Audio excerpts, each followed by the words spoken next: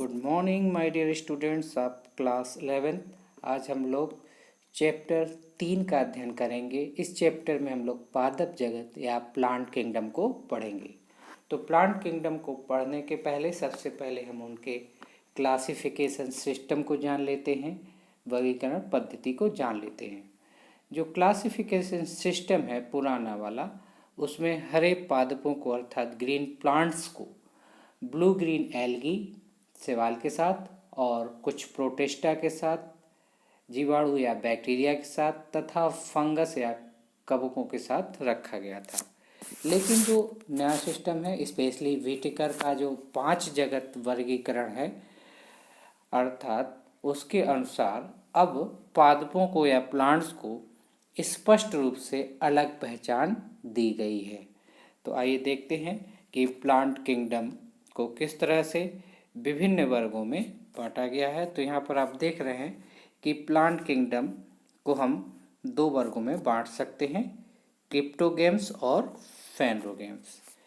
Cryptogams जो पौधे होते हैं वो फ्लावरलेस और सीडलेस प्लांट हैं, अर्थात जो क्रिप्टोगेम्स पौधे होते हैं उनमें फ्लावर या पुष्प नहीं होते, और जब फ्लावर और पुष्प नहीं होते तो उसमें बीज भी नहीं बनते, अर्थात ये सीडलेस प्लांट होते हैं। जो क्रिप्टोगेम्स वर्ड है यह एक ग्रीक वर्ड है जिसमें 2 शब्द आते हैं, क्रिप्टास। क्रिप्टास का अर्थ होता है हिडन, हिडन अर्थात गुप्त। तो जो क्रिप्टोगेम्स होते हैं इसमें जो रिप्रोडक्टिव ऑर्गन्स होते हैं, प्रजनन अंग होते हैं, वो छुपे होते हैं, हिडन होते हैं। दूसरा वर्ड आता है गैमोस। गैमोस का अर्थ होता है मैरिज अर्थात विवाह। तो बच्चों, क्रिप्टोगेम्स के अंतर्गत हम इसे 3 भागों में बांट सकते हैं, थैलोफाइटा, ब्रायोफाइटा और टेरिडोफाइटा।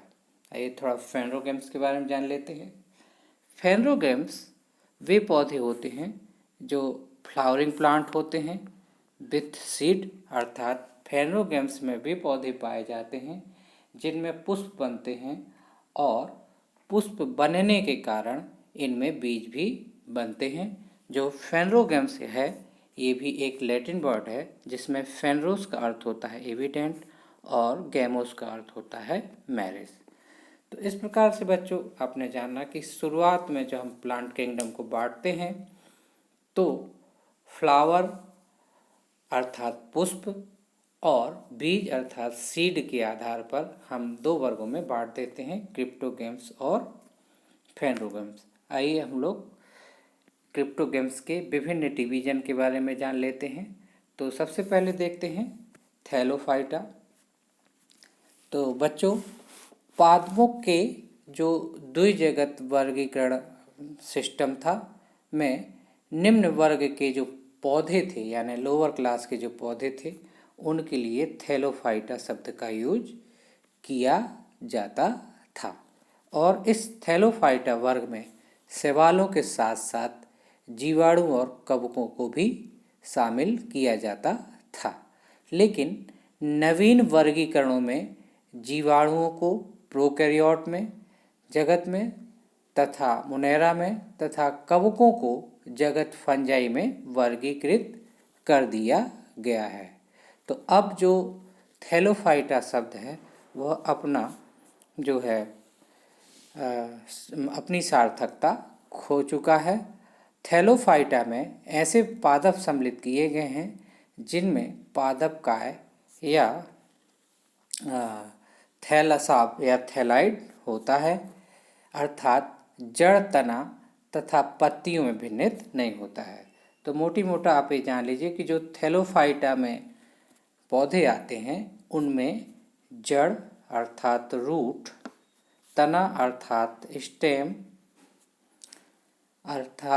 स्टेम तथा पत्तियां अर्थात लीफ नहीं होती हैं या उनका पता आप अलग अलग नहीं लगा सकते। लेकिन एल्गी और फंजाई की शरीर रचना के अध्ययन में थैलस शब्द का प्रयोग किया जाता है, और थैलोफाइटा के अंतर्गत एल्गी का अध्ययन हम लोग करेंगे। दूसरा जो यहाँ पर आया है क्रिप्टोग्राम्स के अंतर्गत ब्रायोफाइटा। ब्रायोफाइटा बच्चों जो ग्रुप है पौधों का वो नॉन वेस्कुलर पौधे इसमें आते हैं। नॉन वेस्कुलर पौधे वे पौधे होते हैं जिनमें वेस्कुलर बंडल्स नहीं पाए जाते।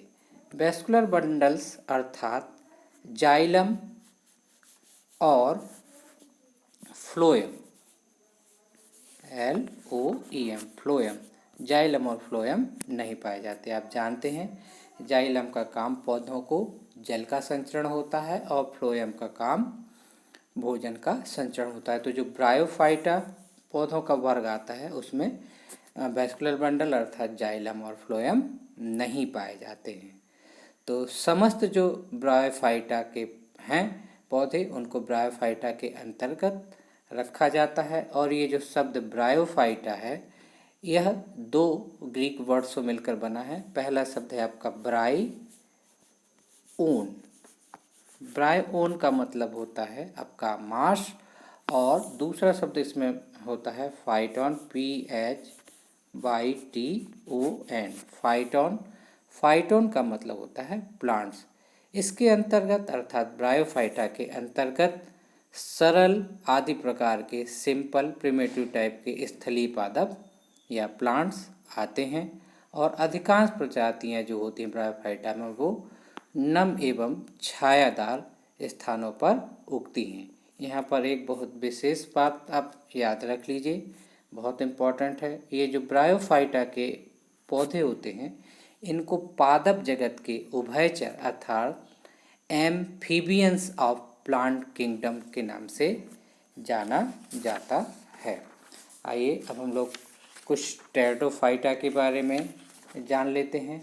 बच्चों टेरिडोफाइटा जो होते हैं आपके वेस्कुलर प्लांट्स हैं और टेरिडोफाइटा अगर वेस्कुलर प्लांट्स हैं तो इसमें जो है आपके जाइलम और फ्लोएम पाए जाते हैं क्योंकि ये वेस्कुलर प्लांट है।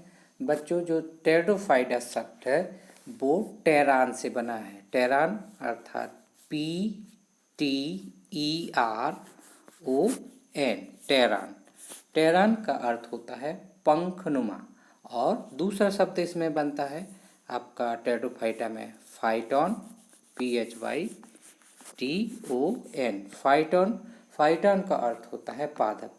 तो इस प्रकार टेरिडोफाइटा ऐसे पौधों का ग्रुप है जिसमें पंखनुमा पत्तियों युक्त पादप पाए जाते हैं। टेरिडोफाइटा बच्चों आपका बहुत विशाल समूह है पादपों का जिसमें वेस्कुलर सिस्टम पाया जाता है। अर्थात टेरिडोफाइटा को इसलिए हम वेस्कुलर क्रिप्टोगैम्स भी कहते हैं। आइए आगे बढ़ते हैं, फेनरोगैम्स को जान लेते हैं। यहाँ पर आप देख सकते हैं फेनरोगैम्स को आप दो वर्गों में बांटते हैं, जिम्नोस्पर्म और एंजियोस्पर्म्स। तो हमने यहाँ पर फेनरोगैम्स को आपको बताया था कि फेनरोगैम्स वे पौधे होते हैं जिनमें आपके फ्लावर बनते हैं। तो इनको हम दो भागों में बांट रहे हैं, जिम्नोस्पर्म और एंजियोस्पर्म। आइए जानते हैं जिम्नोस्पर्म्स पौधे क्या होते हैं। तो बच्चों जिम्नोस्पर्म जो पौधे होते हैं इनको हिंदी में अनावृत बीजी पादप कहते हैं।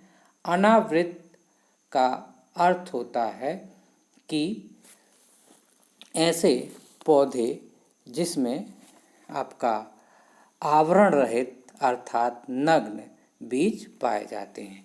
और ये जो वर्ड है जिम्नोस्पर्म इसको हम दो भागों में बांट सकते हैं। सबसे पहला GYMNOS।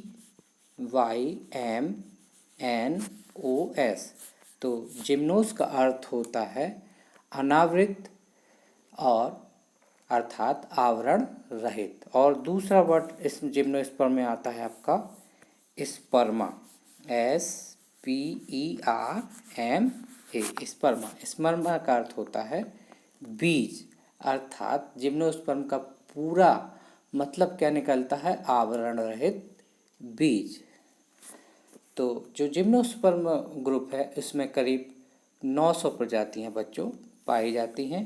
आइए अब थोड़ा सा हम लोग जान लेते हैं एंजियोस्पर्म के बारे में। एंजियोस्पर्म जो पौधों का ग्रुप है, यह सबसे एडवांस ग्रुप होता है एंजियोस्पर्म, और इसमें बहुत सारे पौधे आते हैं। और यह आवृतबीजी जो पौधे होते हैं एंजियोस्पर्म, इसको हिंदी में कहते हैं आवृतबीजी। आवृतबीजी पादपों को हम फ्लावरिंग प्लांट के नाम से भी जानते हैं, और यह इनमें करीब 2.5 लाख के करीब जातियां पौधों की पाई जाती हैं, और यह सबसे बड़ा समूह है, लार्जेस्ट ग्रुप है एंजियोस्पर्म पौधों का। और इसको हिंदी में हम आवृतबीजी के नाम से जानते हैं। आवृतबीजी का अर्थ होता है आवरण युक्त बीज या इनक्लोज्ड सीड, अर्थात पादपों का ऐसा समूह जिसमें बीजांड अर्थात ओव्यूल या बीज अर्थात सीड अंडाशय भित्ति से द्वारा घिरे रहते हैं। तो एंजियोस्पर्म को हम यहाँ पर 2 भागों में बांट लेते हैं, मोनोकाट और डाइकाट। मोनोकाट अर्थात वे बीज जिनको हम आसानी से 2 भागों में नहीं बांट सकते। अगर मोनोकाट के बीज को अगर हमको 2 भागों में बांटना होगा तो उसे नाइफ की सहायता से या किसी अन्य विधि से ही हम 2 भागों में बांट सकते हैं।